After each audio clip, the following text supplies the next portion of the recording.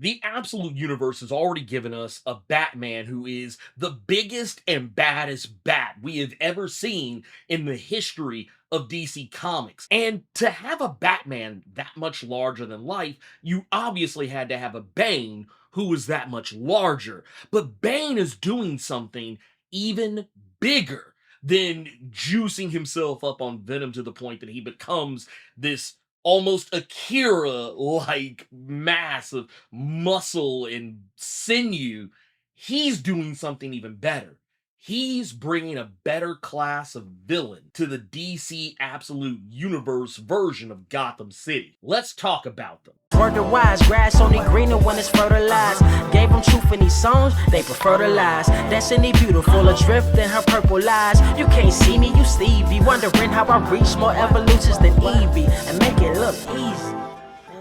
What is up, Earth's mightiest subscribers? It's your boy Ernie, the Blerd Without Fear. Welcome back to the channel. Alright, so today's video, we're talking about Absolute Batman number 12. This issue is the one that I've kind of been waiting on. And I know I probably say that a lot, but this is really the one I've been waiting on because, and I'll just go ahead and say right now, and I don't normally say this in my videos, but I'm going to say it now because there's always that one person that's like, Tell me who's gonna be spoilers. you clicked on a video for Absolute Batman number 12. What did you expect? Anyway, Absolute Batman number 12 finally gives us, after several issues of kind of dancing around whether or not any of these characters are going to become more similar to their Prime Earth continuity counterparts, DC finally gives us an answer to that. And what happens in this issue is that we saw previously that Bane had encountered Batman's childhood friends, those being Oswald Cobblepot and Harvey Dent, Edward Nygma, people who are ostensibly some of Batman's greatest foes. People like the Penguin, Two-Face, the Riddler. We had already seen that one of Batman's other childhood friends, Waylon Jones, has been turned into the Killer Croc, and we actually get to see a little bit more of him in this issue as well. But we now see the fruits of Bane's labor. What did he do to Batman's friends? We already saw that he was more than willing to break the bat, literally. Like, not just like snap his back over his knee, but like actually break the bat. We see all of that this issue. We see a Oswald Cobblepot who is quite literally had his body broken to the point that he is now 2 feet shorter, and his arms and legs almost are more like flippers than anything else. We see a Harvey Dent who has quite literally had his head fractured, split straight down the middle, to the point that when it's stated to Bruce when he sees him in the hospital, Dr. Leslie Thompson basically tells him that, yeah, when the police found him, his head was like split in two. And then when we get to the Riddler, who Bruce does not find in the hospital, but he finds elsewhere, we come to find out that Bane has shook Edward Nygma's head so hard that his brain kept crashing backwards and forwards into his own skull, causing him brain damage of a certain type that basically made it where everything was a question to him. His intelligence was affected, kind of, in a way, Bane giving us all of Batman's greatest villains, or at the very least, some of his most well-known ones, and doing it in a way where it almost feels like Bane has an inside track on the Prime Earth continuity and what his villains and what these people who are a part of Batman's orbit in this universe, what they're supposed to be like. Where, when we take a look at Penguin, I mean, he looks messed up. And what's kind of crazy about it is that every other time that we have seen Oswald or Ozzy in this universe, every time we have seen him, he looks almost more like, not exactly, but he looks more like the Oswald Cobblepot from the Gotham television series. He's a thinner, more lithe guy. He's a little bit taller, even though we do later learn that apparently he wears inserts in his shoes to make him taller because he wants to be seen as a tough guy, a taller guy, a more masculine guy. Well, all of that has been undone. when we see him in the hospital, yeah, his body is just broken to the point where he actually does almost look a little bit more like the Danny DeVito Penguin of Batman Return. And when we see Harvey Dent, while he has this mask on to help keep his skull and his face and everything intact, which almost kind of makes him look more like Hush than it does Two-Face, but it's not so much the fact that his face or his head or anything has been split down the middle, though you can tell one side of his face is obviously more damaged than the other. It's more that he's speaking in terms like Two-Face, talking about how, I do blame you for this. This is your fault. And that I only hate you half the time.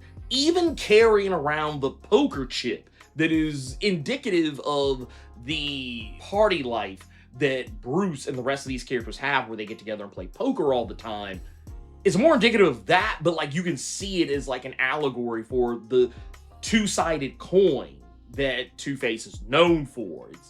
It's kind of wild. And while also cracking his skull, we see at a point that he also burned the side that's more damaged. That's because Bane lit up the area around him on fire and stomped on his face and forced it into the flame. So like you got this more tragic version of Two-Face that is just, oh man, it's wild. And also kind of gives you a little bit of that Dark Knight-ism for those that are more familiar. In the Dark Knight, it was kind of the same thing. The way Two-Face becomes Two-Face in that movie, it's kind of along the same lines. Granted, there's no Bane involved in it. There's no Bane holding his face down to it. But the way his face just kind of catches on fire, just almost as a direct result of some other things going on. Not even really like the initial explosion that takes place, but the aftermath of it.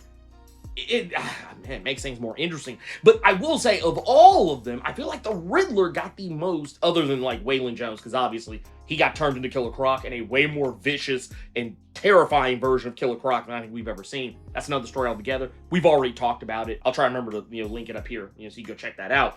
But with the Riddler, his brain, the stuff that Edward was working on, because that was another thing, he was working on technology to increase brain activity. Well, now he has plugged himself directly into that technology and made himself almost like he's doing like some Ghost in the Shell, Matrix, kind of plugging himself in the back of his, not so much the back of his neck, but in like the base of his like brain. And yeah, it's kind of messed up. And also now at this point, doing the riddle me this, riddle me that, so on and so forth. Man, it's messed up. It is wild. And now, I guess the real question becomes, what happens next with this? Because once again, we've seen that Waylon Jones has already been turned into Killer Croc. Oswald Cobblepot, Harvey Dent, and Edward Nygma having been turned into the Penguin, Two-Face, and Riddler respectively. And we also get another tease. We'll talk about that here in just a moment, because I feel like this one is a little bit different from the rest of the stuff going over here. In this particular case, we have these characters who have largely been aiding Batman as of late, knowing that Bruce is Batman now. They've been aiding him in his efforts to take on Ark, M, and Bane, and now they paid the price for it. The real question is going to be, do they go ahead and become villains as they are in the Prime Earth continuity, or do they join Batman's side? Because that is a question that is posed, or a riddle, maybe, rather. It's actually more of a question, but it's basically phrased as a riddle. When the Riddler asks Bruce, what are you going to do about it? What are you going to do about all that has happened? Because Riddler figures it out. I think everyone else doesn't really know what's going on because Bruce is hiding his appearance from them. So I would imagine Penguin and Two-Face don't actually know that Bruce has suffered probably about as badly, if not worse, than some of the rest of them. But in this case, Riddler seems to be keenly aware that something has happened to Bruce. So that is the question, like, what is going to happen? Are they going to become part of the Bat family? Because that's something I've been kind of positing, is that if there is a Bat family in the absolute universe, it's not going to be Robins. It's not going to be Batgirls and Spoilers and Huntresses and Red Hoods. Technically, there are Red Hoods. We do know there are Red Hoods in this universe, but the Red Hoods are more of a gang and less of like a singular person. There is a Red Hood in this universe, and we do see Batman talking to him. And we don't really get any more information about him beyond that. it's probably safe to say that this is Jason Todd. We've already seen Dick Grayson and Barbara Gordon in this universe, and they are very different characters than what we might already be used to. Barbara Gordon is in no danger whatsoever of becoming Batgirl yet, and Dick Grayson doesn't even like Batman by this particular point. We've seen all of that play out. But in this particular instance, yeah, I feel like that could be a thing. Maybe in this universe, what if the Bat family is not the Bat family as we know them? What if they're just his friends, the people who he grew up with? Because I think, yeah, having them all be friends and then become villains, we've kind of slick seen that before, and I don't really want to retread that ground again. We've seen instances in the past, across both comics, video games, and TV shows and whatnot, and animated movies, whatever. We've seen Batman be friends with his villains before they become the villains, that they're ultimately going to become, even in instances where that's not even the case in the comics. So, yeah, I don't want to see that again. I actually want to see what happens when Batman's villains become his allies. That, I think, is where the real story lies. Now, I mentioned something about another character. Well, there's also Selina Kyle. Another character who doesn't get talked about quite as much in regards to Batman's friend group from his childhood. Selina is never really around. We know that she was friendly with the rest of the group, that she was a part of the friend group, and we've seen other flashbacks that have also lent credence to this. We've seen pictures where they're all together as children, but Selina has largely been out of the picture, and I think it's easy to see why that's the case. It's already been hinted at that she's got a thievery thing going on, that she's out doing, she's out burgling and whatnot. We already know that. But she shows up at the end of this issue, and she is in full Catwoman regalia, and I'm here for it. And being a very different looking Catwoman than what we might be used to seeing, and while we've kind of seen in the solicits, we know a little bit more about, what her, not what her deal is, but that, she's got some stuff going on. She looks like a far more deadlier Catwoman than what we're used to seeing. I find it very of note that when she shows up, she is ready to fight. She already gets the drop on Alfred in this issue, and even better, she already knows that Bruce Wayne is Batman. Now, that is interesting because the other characters like Ozzy, Harvey, Waylon, Edward, they didn't know. They didn't know until Bruce told them.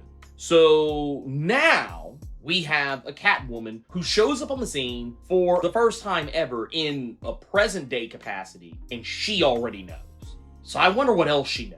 Is she tied to Arc M? Is she the way she is because of Arc M? That part I think is doubtful because we've technically already seen instances where she was already very Catwoman as a kid.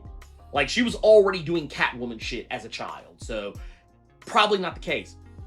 But maybe that's how she got her fancy toys? Who knows? And we also have the question of how does Bruce's revival, how does this affect him going forward? Because we already see he has venom infused through his body.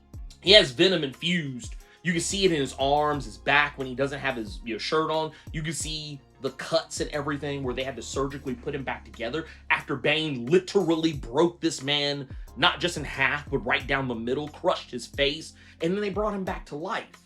So what happens with this version of Bruce Wayne? Because he's not normal anymore. This actually makes the absolute Batman so much bigger and more different than your average Batman. This is a Batman who technically, I'm not going to say he has superpowers, but he's definitely increased in size. He's increased in weight, in height. He's probably a lot stronger than he already was. He was and that's the thing I think keeps getting lost in translation. Bruce was already bang big before all this. Now he's even bigger. Yeah, no, yeah, I don't know. I got nothing else, man. I got nothing else. Like, absolute Batman, you goddamn right. Anyway, see y'all later.